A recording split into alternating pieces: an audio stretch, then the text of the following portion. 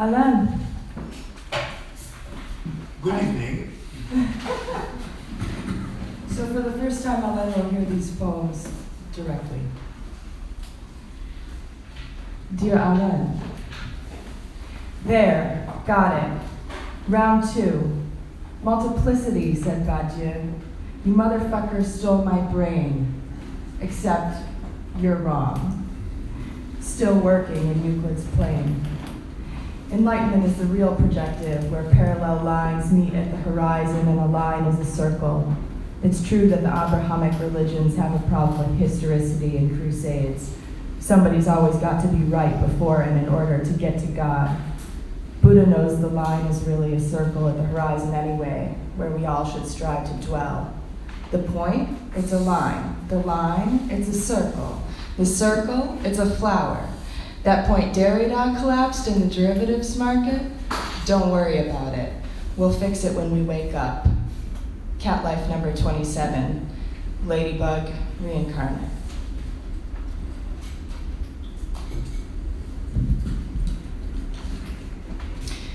Dear Alain, I want to meet you very badly and write you love poems. I want to know where you put love in your schema, if you believe in it. Did you ever read Zamyatin's We? It's what Orwell based 1984 on. He got kicked out of Russia before it was Bolshevik. But Zamyatin foretold a world where everything was algebra and the only thing to wake up the creativity, the poetry pole you juxtapose like math, the Dionysus to your linear Apollo. Well, let's just say Dionysus didn't dance without Venus. Do you think Venus exists? You must believe in the undefined, the poetry that beds the data when it's young and vomiting on the floor before it grows into a tall and strong polynomial chain. You said you did. Back to that Hart guy, he ended up talking about love too, and I think that's where his career ended. Nobody wants to listen to the mushy stuff. But I gotta tell you, my friend Chad B said it best. I don't care if you're the tiniest, whiniest, most pampered cheerleader, or the hoodest, hardest, most jock football player. Everybody got somebody put them fetal in the kitchen, make them batshit crazy. Is this the constant in the incompleteness theorem? Desire? What about capital L love? Should I just ask somebody to write me a prescription and forget about it? Dear Alain, forgive me, burn my letters. I forgot to write par avion. Perhaps they will not arrive. I dearly hope so. Burn them, please. I will be a better student. I will be more serious. Do not forsake me. Yours, Katy. Affair number 1. Maybe you shouldn't hear this part. Dear Julian, meet me in Rat Alley by the old mattress. The Four Seasons is for criminals. In code, Katya. Dear Alain, I'm sick from being serious. I'm sick of this fucking shit. Speaking to you on your terms and your vocabulary requires entire precision I loathe. I like monkeys and raspberries and autumn squash cooked for 1 hour at 350 degrees Fahrenheit with a glaze of 2 tablespoons butter, agave nectar, and Dijon mustard, lightly speckled with pepper. I don't mean the cooking channel. I mean John Coltrane for Lovers on repeat because it's Sunday, the holiday of the sun regime from 300 BC, where the thrones met the saints and the prophets. I mean the Roman emperors spent the Christian details to gain the wealth of the people's love of astrologers, the first empirical data.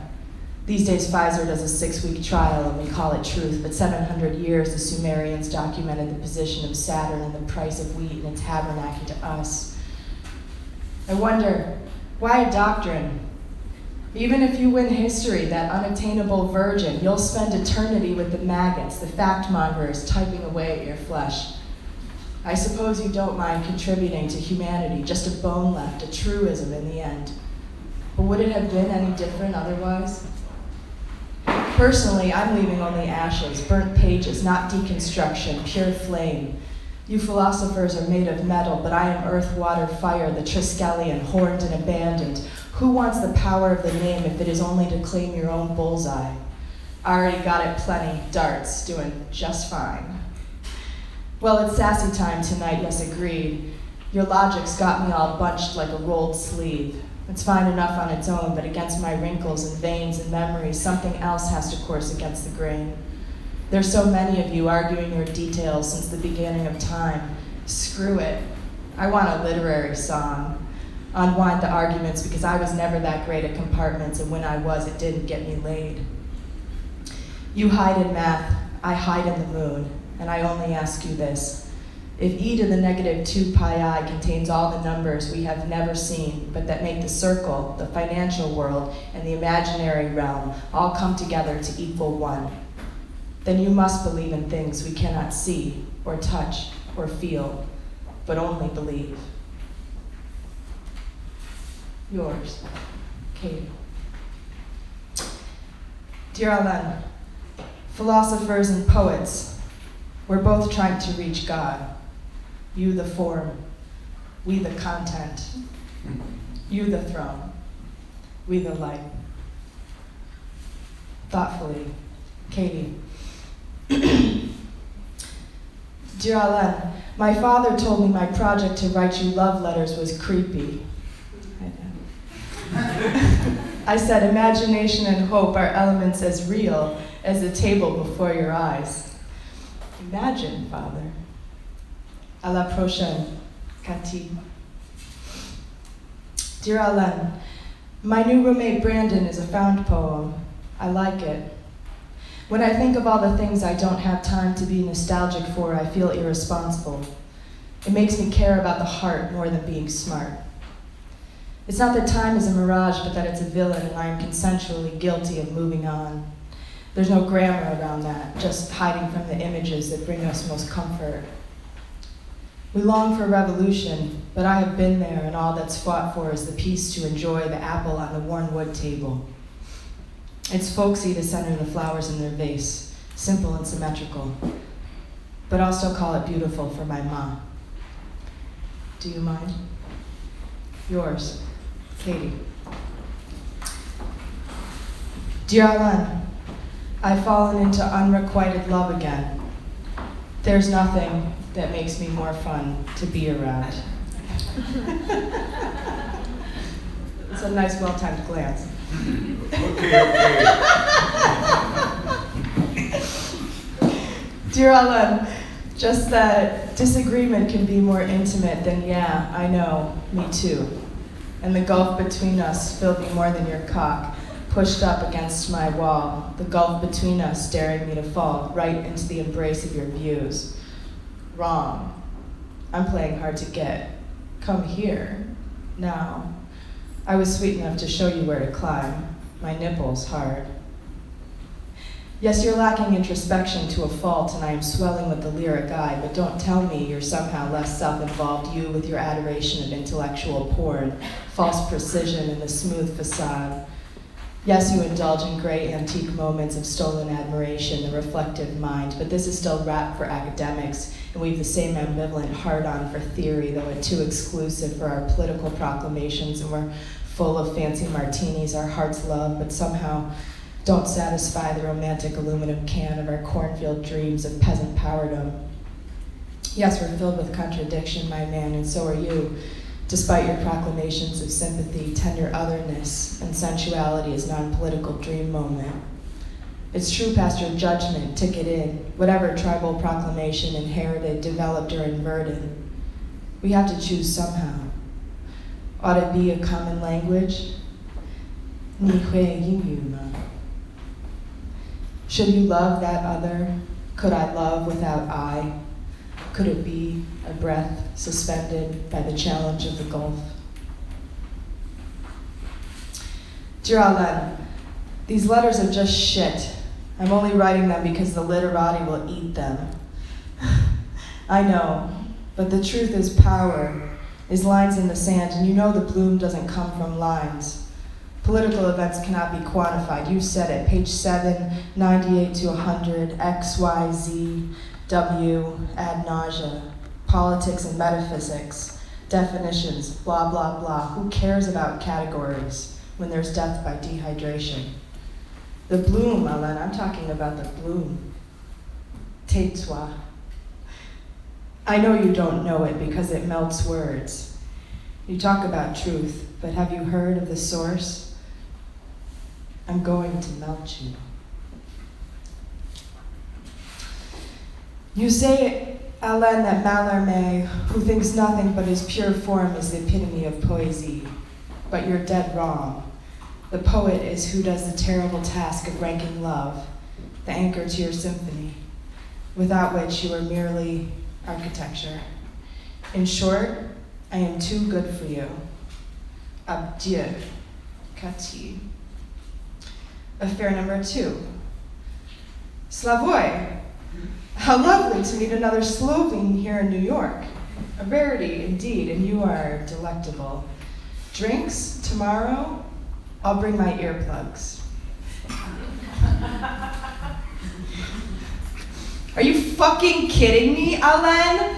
Look, you fucking toad. I took abstract algebra. I have a degree in pure mathematics, and I'm fucking telling you, logic isn't everything. Don't tell me I'm being bloody irrational, you goddamn dense academic. I'm leaving. Does it hurt now?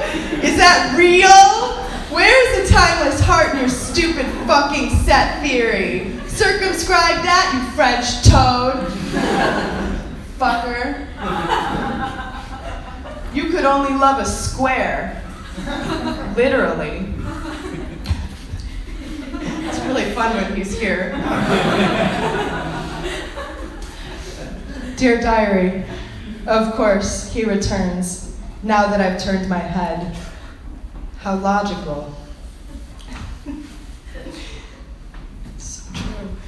Dear Alain, for you, baby, rules.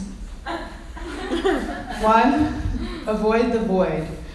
2, always act to preserve and maximize the other's psyche.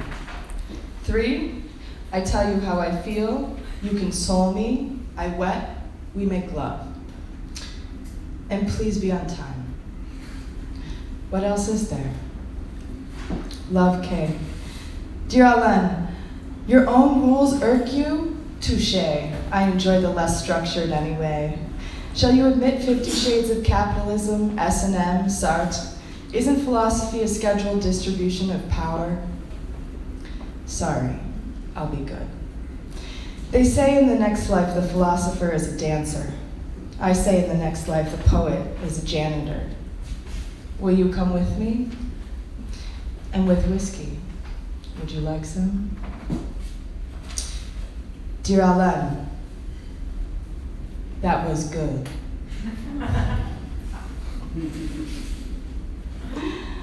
Dear Alain, I thought we were talking about how I relate to the movie, but alas, it becomes something else, a philosophy that is above my head, though I do try. Yes, the letters are false. They're an artifice. It's a romance novel of a sort, aware of itself and self-critical of its selfness. You're right. I'm terrible at life because I am too political, very much so. Poetry is, as you say, my attempt to escape. I loathe the political view because it's terribly tedious, terribly so.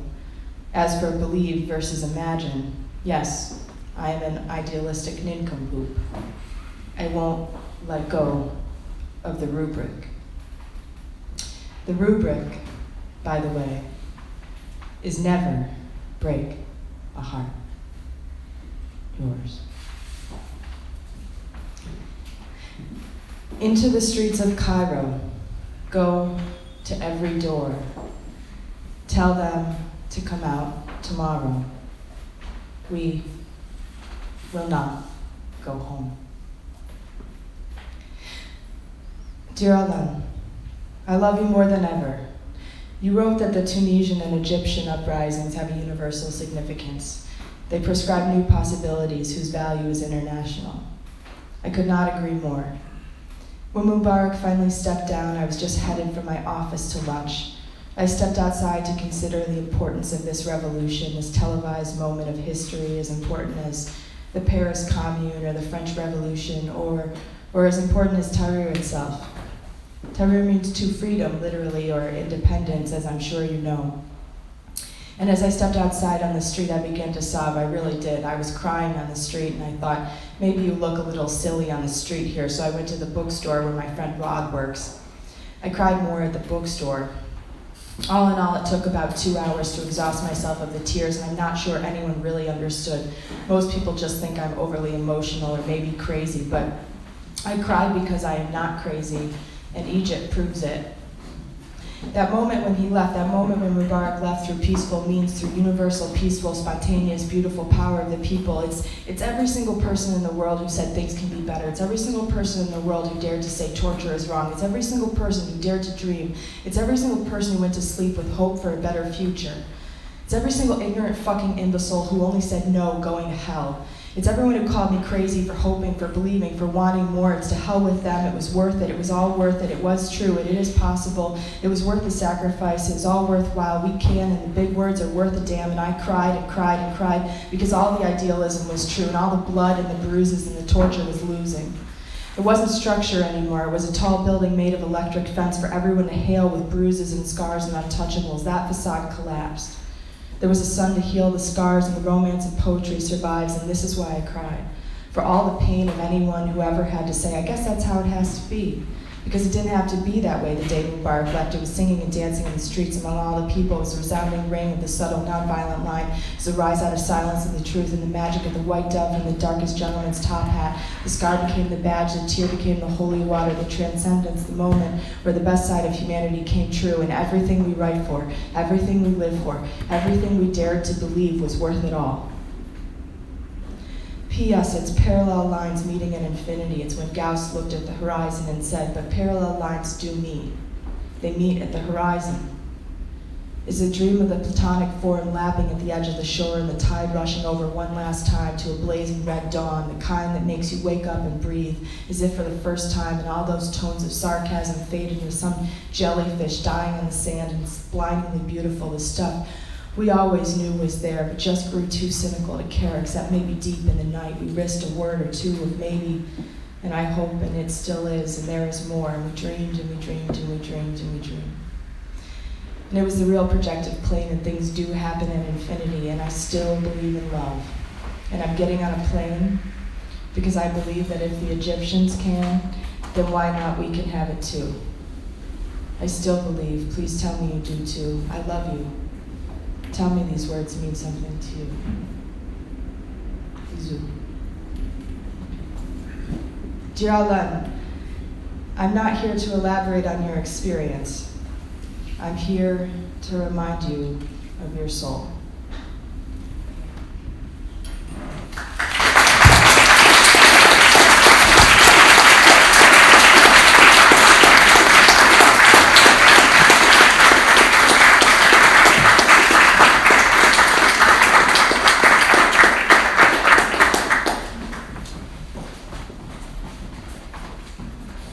You appreciate how it was for me dangerous to come here this evening. And so I can begin by the affirmation that we must have strong respect for the courage of Dear Alain. But all that is so beautiful. So beautiful, all that. It's in some sense so true. Sometimes there is a bit of exaggeration. But in the general line, it's not so bad. And what I can love in you, it's also this mixture of general truth and so many false details.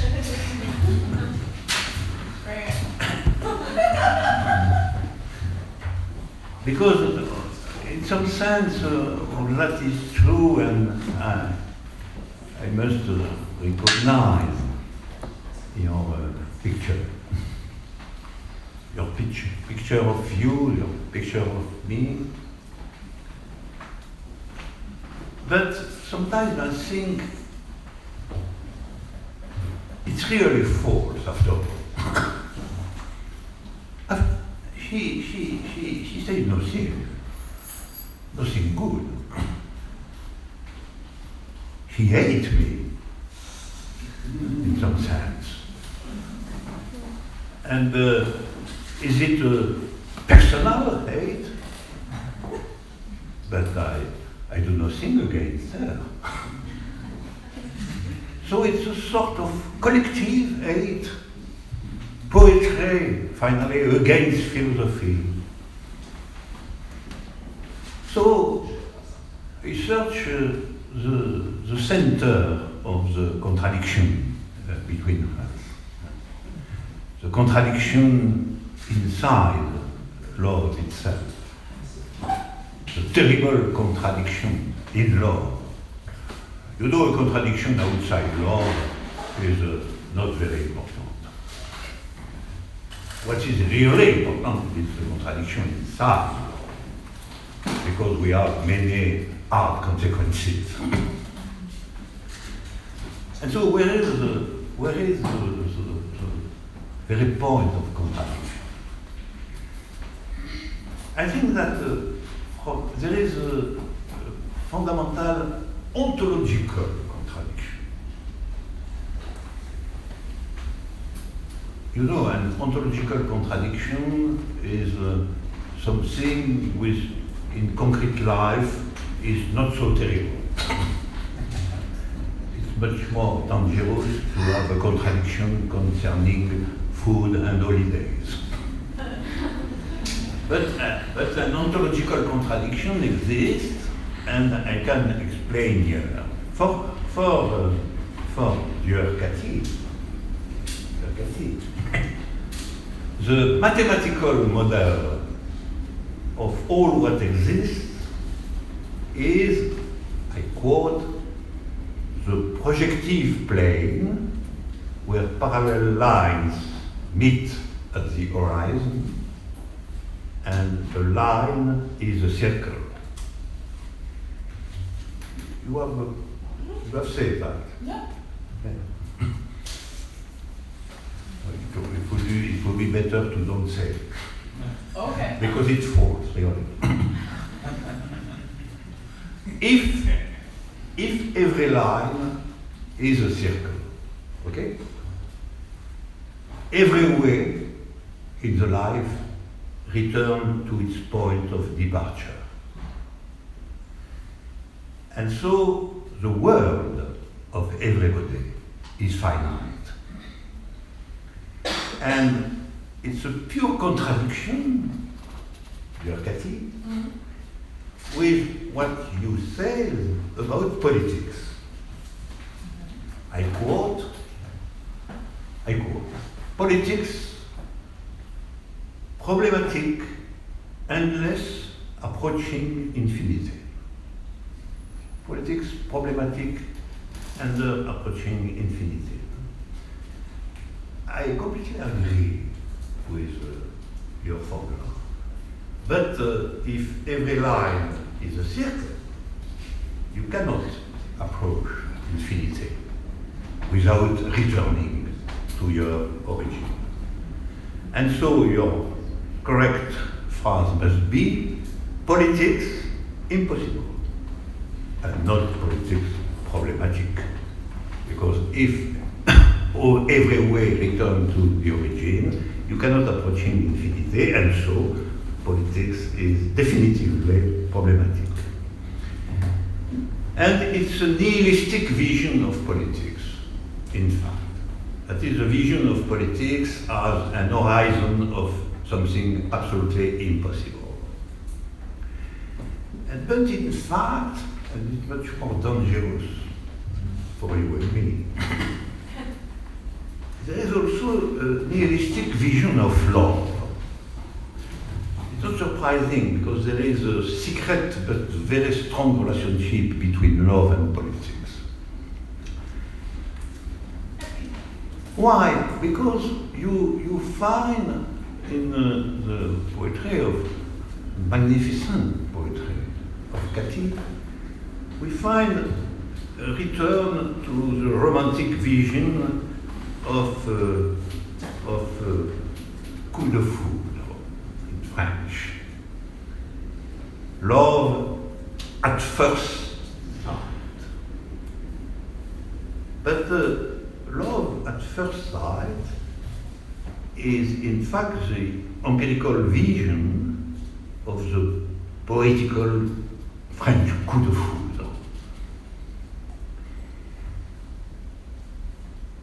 I quote Katy, the event of love, for me, for Katy, à first sight, le coup de foudre. And it's explicitly opposed to what she supposes to be my definition of the event of love. I quote her. The event of love, for Alain, otherwise known as Badiou, the declaration of I love you. So at first sight, on one side, on your side, and the declaration of I love you, my side, philosophical side. Yes, but I love you is not for me the event of love as such. The event is truly the encounter between two persons, no problem. But an encounter is by no means always at first sight. Experimentally, it's false. Sometimes the lovers have had the certainty of their encounter after many months, and even many years. It's the best, the best. And when they have the certainty of their encounter, they say, I love you, or something like that, which is not the event, but the name of the event, I love you. It's a symbolic inscription. And only with this name, the lovers open the infinite field of consequences of the event. And only this infinite field of consequences is love as the truth possible. And I think that there is a close relationship between the error concerning the plane of thinking as a projective one and the error on the love at the first sight. In any case, it's a return to the old circular vision of what happens. It's a form of the eternal return of Nietzsche. All what is at the end was at the beginning. If you recognize love at first sight, it's certainly because it was in some sense already here. And in fact, if all straight line is a circle, nothing can be a real beginning. All is prescribed by its horizon, which returns to its origin. So we are in an ontology of finitude. That is the amorous quarrel at the ontological level. And maybe there is also a link between this finitude and the fact that Katy is, in a marvelous fashion, a fan of horoscope.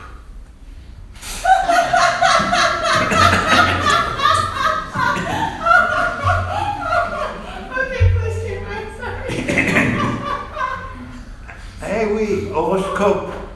Circular movements of planets.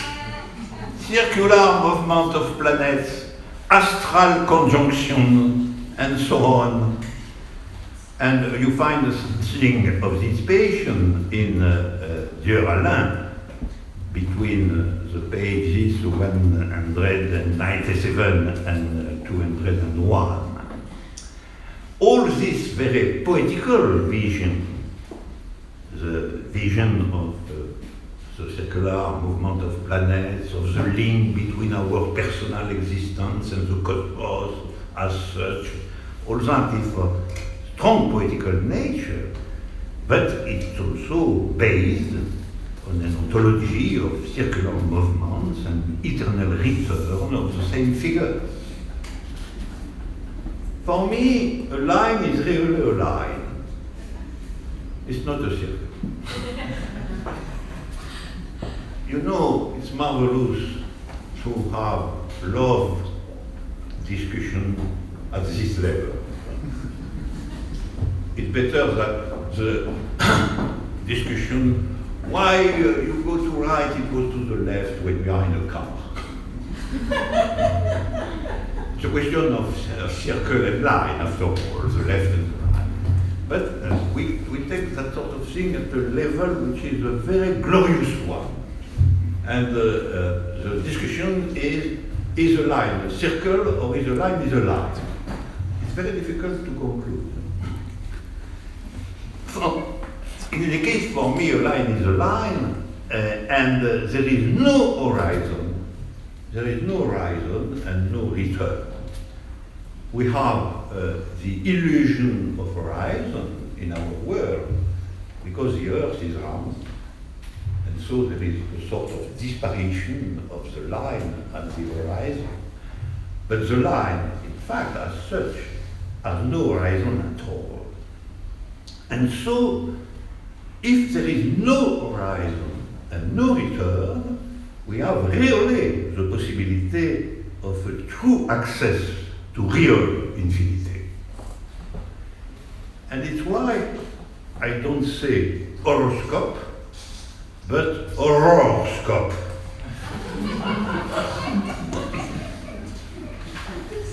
And horoscope is my horror of finitude.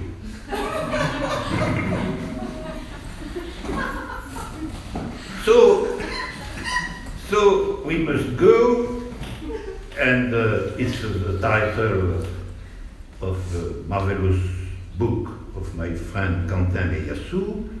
We must go after finitude. And after finitude is naturally after all forms of horoscope.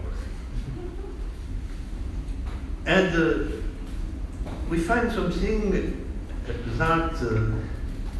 dear Katy, in our love, which is the impossible and necessary love, the two,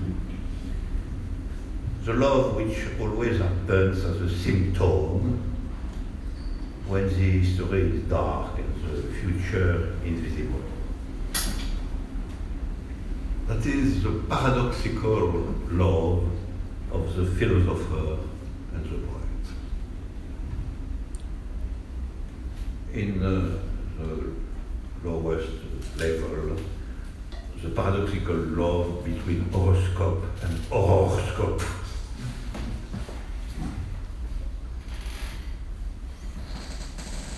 When the history is dark and the future invisible, you say, and it's a very beautiful passage in Dear Alain, you say that poetry must propose a measure because intellect is, I quote, the measureless enslavement of the parts of the situation. L'esclavage sans mesure des parties de la situation. But I read all this very dense and impressive text, Dear Alain, page 152, but I don't read because it was to me unjust to pass the prose and the poetical prose of Dear Katy in my French English. So you read. Poetry put the intellect at a distance, in the distance of its measure. The resignation that characterized a time without poetry feeds on the fact that the intellect is not at a distance, because the measure of its power is errant. People are held hostage by an assignable errancy. Poetry is the interruption of this errancy. It exhibits a measure for intellectual power. This is the sense in which poetry is freedom.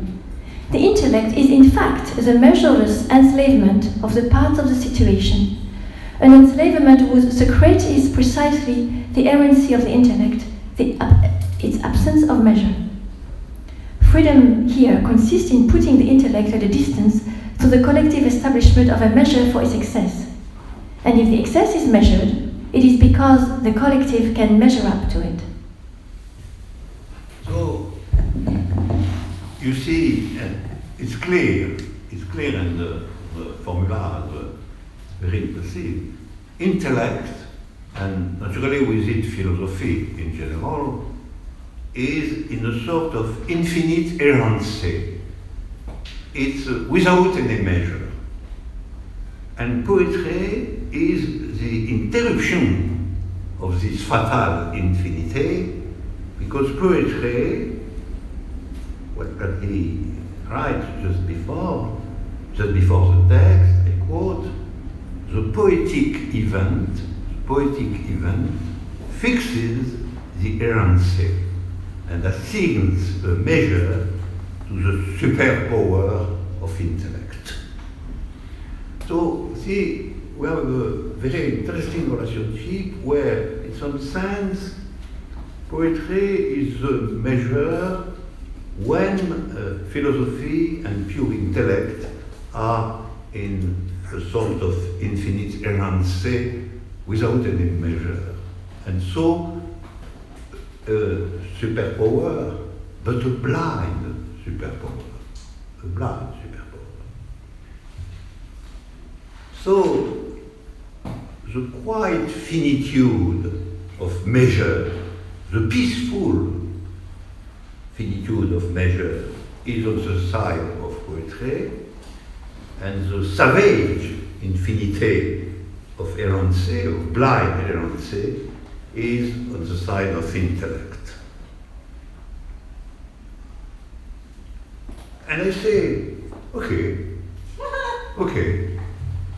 well done. To sing the real infinity, it's true, is always to create new freedom. That is a new power for the errancy of the intellect. It's to begin something, to accept the way on a straight line without any horizon. And so to begin something without a true knowledge of the goal, of the end, of the limit. And so there is an opening, and we cannot have guarantee or measure where something is a pure opening.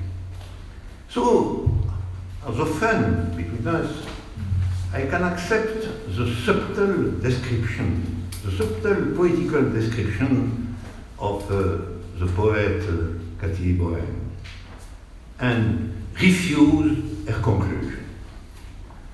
Magnificent poetical description of the different ways, but my refusal is the refusal of their conclusion, because all this conclusion is in the direction of closure, finitude, measure, and horoscope. But also sometimes I am touched, I am deeply moved by the subjective accent of this affirmation of measure, peace, distance, horizon, finitude. I know that all that is something, and not pure nothingness. Something which is subjectively real. I am touched, I am moved by the poetical melody of the oneness, of the singularity as such. The pure unicity of a soul, of a spirit, of a man, of a woman.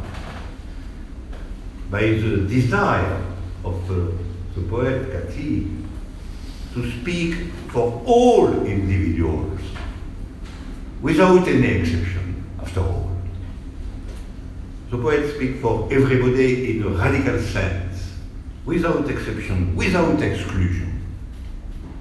And I am deeply moved, even when this sort of tenderness of Katy goes against me. I quote, you read. After all, we are here also for the book of Katy, not for my philosophy. So we must have in the ear the melody of Katy. You read. Right. Well, as you know, I'm a juvenile stuck on the problem of naming. So I've gone to the source. Addicted to sex and obsessed with sounds, sensations, feelings. You claim naming was solved by some anti-naming mechanism, thororizing the naming into some other system. But I'm done with concrete. Phew, put it in a bottle, throw it out to sea. Your systems don't give me a damn for psyche. I want them destroyed completely. I want to drown. What do you say of philosophy to a Chinese woman who has never used a personal pronoun, but who knows her master's name? With glee. She giggles. I'm going under. Come with me. How can you talk about these things mechanically, as if philosophy were as a binary and blameless as a light switch? These are human beings, and their thoughts, their hearts, their messy souls. Multiplicity is generous, but are you God? Do you judge? Oh, I could scream. I just want to save them all 7.22 billion from your arrogance. Oh, but you poor baby, you work. It's born of generosity, and you have seen the source. It's the events of Robespierre, not Kant's assessment. Laundry, clean smelling despite the sheet stains. Perhaps because you try, I understand. But I would commit suicide before I would write a single word of for and about, under, within, on top, above, below, or anywhere around a human mind. I wouldn't name a single one thing. It claims too much.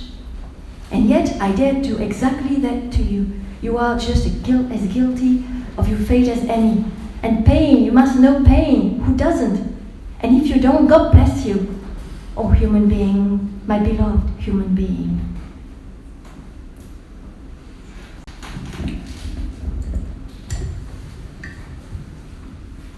Yes, it's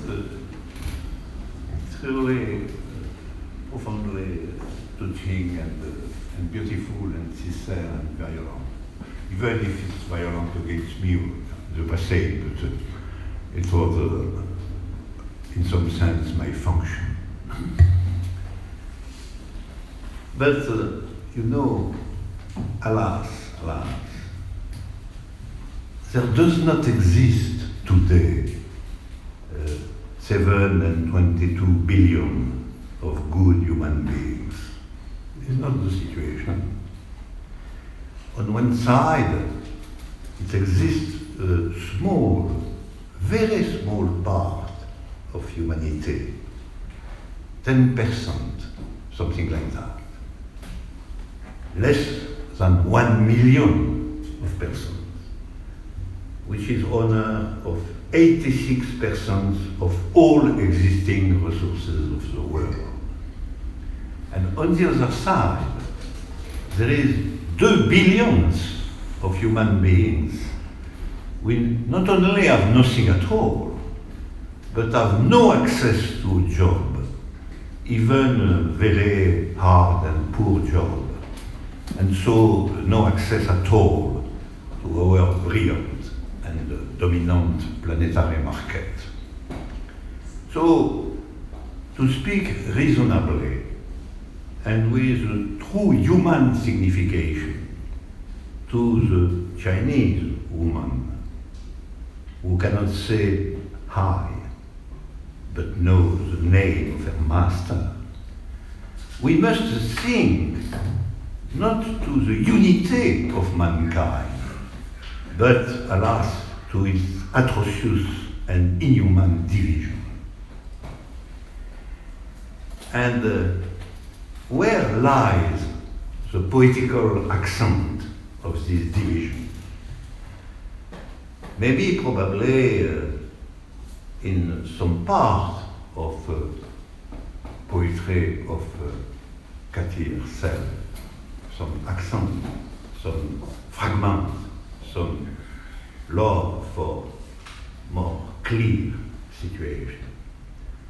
But we can hear, just for a moment, for how the idea of the possible development of poetry, not of the unity of mankind, but of its profound division. We might hear the voice of Bertolt Brecht in the poem Praise of Dialectics.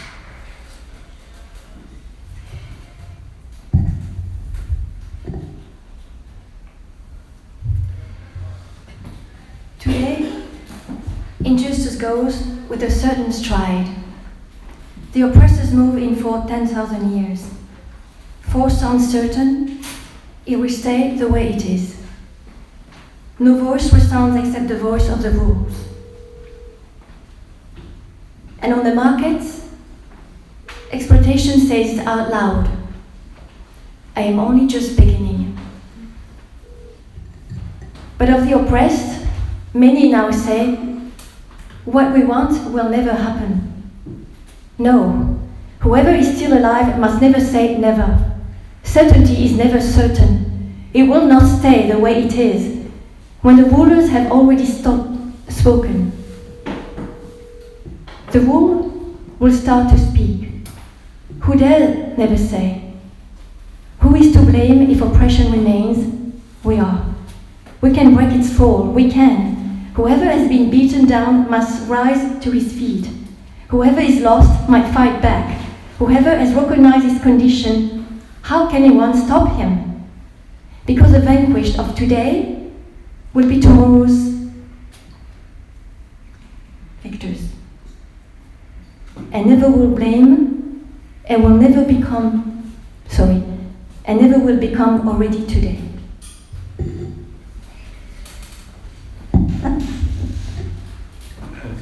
It was just to introduce my poetry, because poetry is a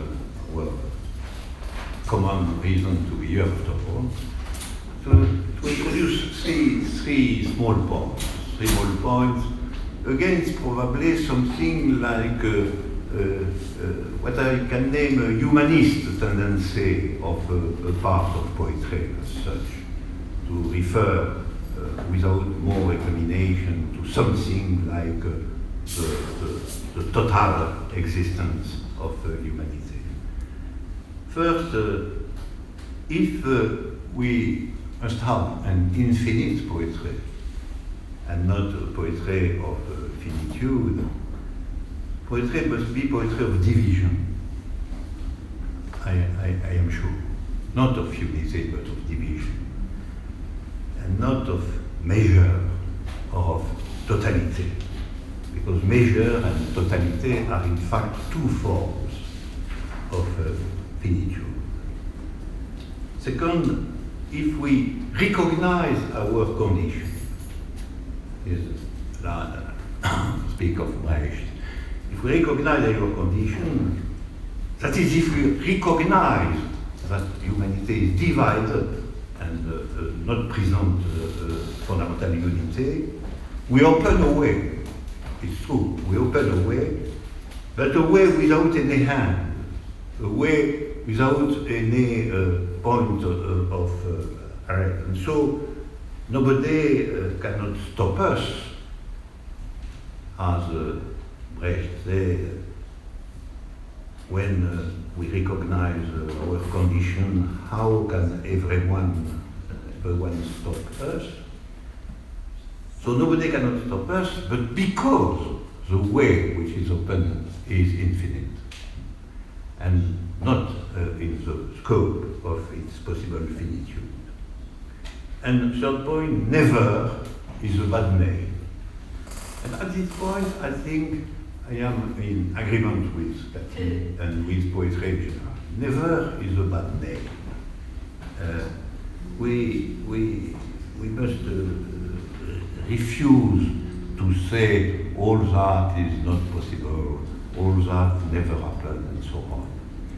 Because it's the idea of structure which is the strongest than any attempt, or something like that does not exist. And so we must affirm that in some sense the infinite lies today, in the end of the poem. Never will become already today, already today. But the infinite is today if you accept a form of a violence, the purely defensive violence of the 2 billions of human beings. We have nothing, neither today nor tomorrow, in the world as it is. But once more, I hear the voice of Katy, the poetical voice. I am very often vanquished by the voice as such, saying to everybody that love only can vanquish violence. And when Katy says that justice is in some sense the same thing as no violence, I agree with her. There is in violence something like a bad necessity, but it's not a norm. Justice is the norm, and justice cannot be reduced, cannot be identified with violence. And so violence can be the defensive position of this part of humanity which has nothing, but violence does not become a norm. And so the voice of Katy against violence, the patience of Katy against violence, which is also part of her personal experience, not only of poetry in general, is very touching and very justified. So we can hear something.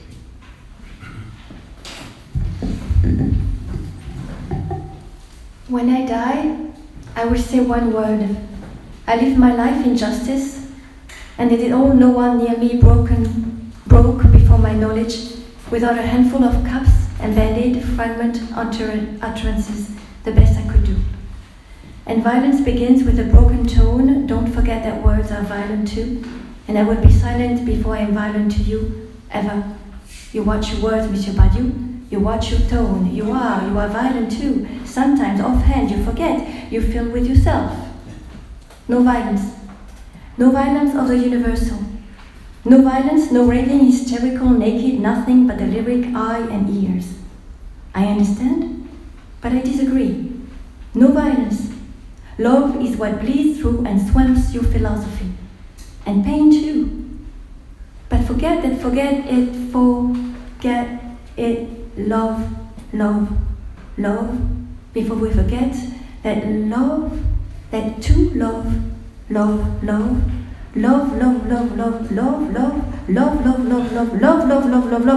Did you ever meet someone who doesn't know what love is?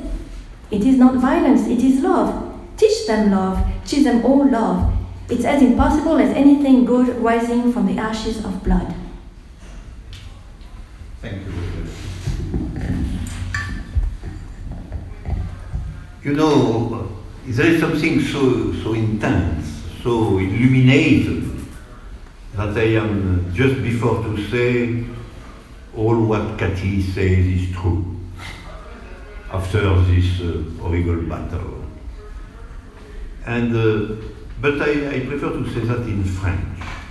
So I read you in French a translation of a part of the Katy book.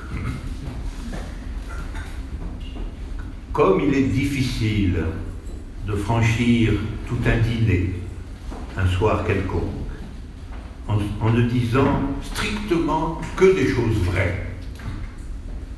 Essayons d'imaginer une conversation où tout ce qui est sarcastique, tout ce qui relève du superflu inefficace est subitement éclairé et ainsi désigné comme cible au tireur. Et le canon, c'est le bar. Seuls des génies oseraient parler. Donc, on doit supporter et même se réjouir de la stupidité. Fini. Post-scriptum. J'emmerde le roi philosophe. Corollaire, même les philosophes doivent faire des blagues et avoir des défauts. Note, aimez vos défauts, Alain. Love your default, Alain. Oh, Katy. Sweet Katy. I love too much my flaws. My problem is to love your flaws. And not only your beauty and your poems and your love, when you say, for example, I quote, "Oh, I have been thinking like you with me. I have been thinking like you so long. I have turned into an old white man with a French cadence. It's sweet."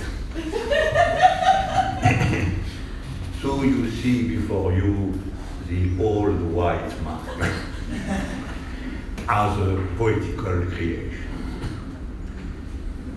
And the most difficult to love in your disposition is what is near your last sentence in the book, Dear Alain. It's not the near sentence, but very near the sentence. In French first.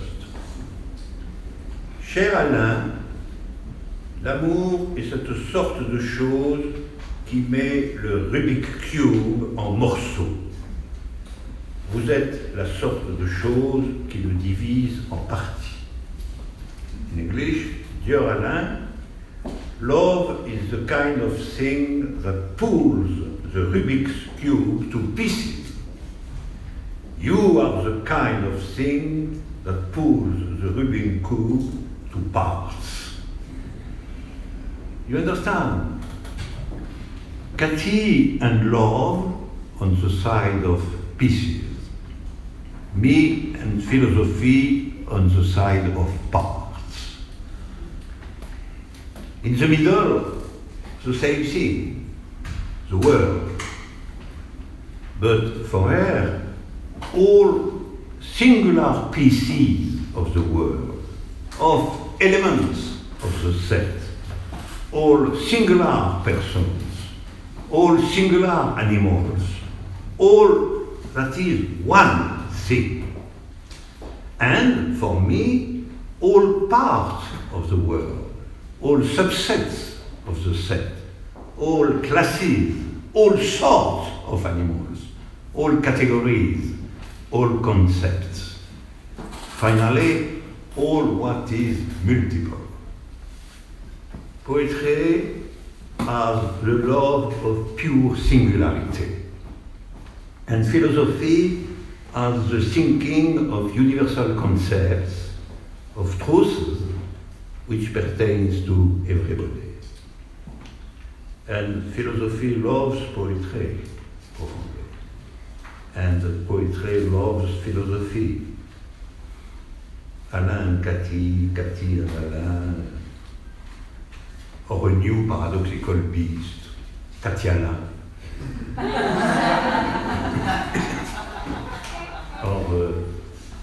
Alain Cat.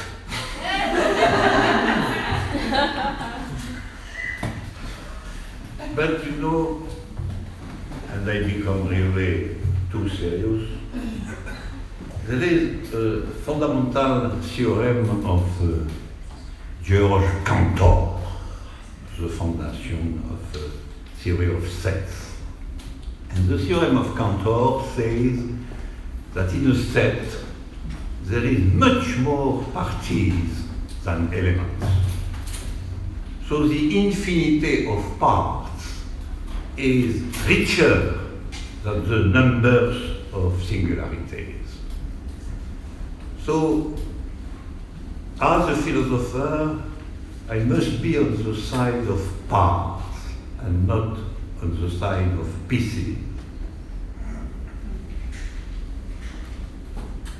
Because I must be on the side of what is conceptually, intellectually, and finally existentially richer than elements.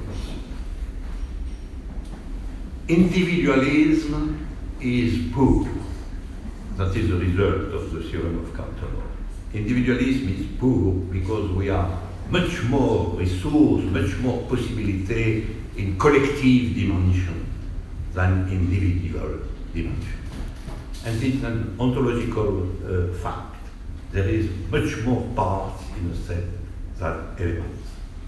And so, as a philosopher, I cannot accept to be constrained to be on the side of pieces of the Rubik's Cube, but I am naturally on the side of parts of the Rubik's Cube. And you know, it's finally always the same thing. The extension of philosophy, the larger dimension of philosophy on one side, and the intensity of poetry on the other side. It's two different forms of greatness. Two different forms of greatness. One which is on the side of the opening of new worlds for the intellect, for the thinking, and l'autre which is in a sort of magnificent praise of what exists in the form of a singularity. Finally, in his text, Katy proposes a peace between the two. It was the end of our discussion in some sense. I quote, "They say in the next life the philosopher is a dancer. I say in the next life the poet is a janitor. Will you come with me?" He said. Yes. It's not in the text, yes. Yes. You open the door, Sure. and I dance with you. And when I dance with the poet Katy, I forget the fight between philosophy and poetry. There is no part, there is no piece. Katy Alain is a piece part, or a part piece, okay? And when I dance with Katy, finally, I can return to my beginning. All what says Katy is true. Thank you.